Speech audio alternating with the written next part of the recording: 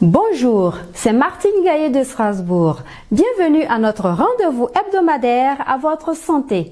Le cancer de la prostate est fréquent après 50 ans et son évolution est très sournoise.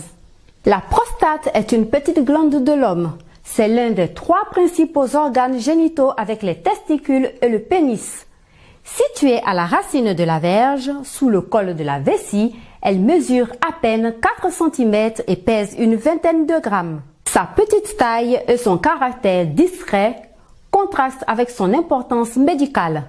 L'homme jeune peut souffrir d'une prostatite qui est douloureuse et fort gênante.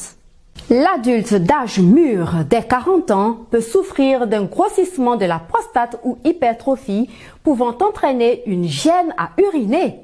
L'homme plus âgé et même dès 50 ans peut être atteint d'un cancer prostatique.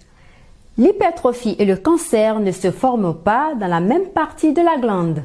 L'hypertrophie se constitue autour du canal de la verge ou urètre, le cancer dans la partie périphérique.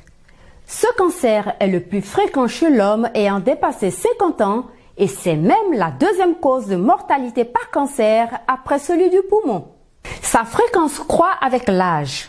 On constate en outre une influence de l'origine ethnique, plus fréquente chez les Noirs, mais plus rare chez les Asiatiques. Le cancer prostatique évolue d'une façon particulièrement variable. S'il peut grossir chez les uns avec une extrême lenteur, il peut au contraire chez les autres s'aggraver assez rapidement. Il faut préciser que son développement est lié à l'hormone mâle, la testostérone. Comme pour tout cancer, plus précoce est le diagnostic et plus grande est la chance de le guérir. À son début, le sujet atteint ne se plaint de rien. 2 examens indolores et sans danger permettent de le présumer. Il s'agit du toucher rectal et d'un prélèvement de sang. Le toucher rectal est un acte simple pratiqué par un médecin.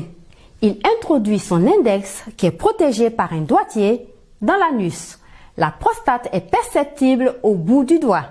Le prélèvement sanguin a pour but de doser l'antigène spécifique de la prostate ou PSA.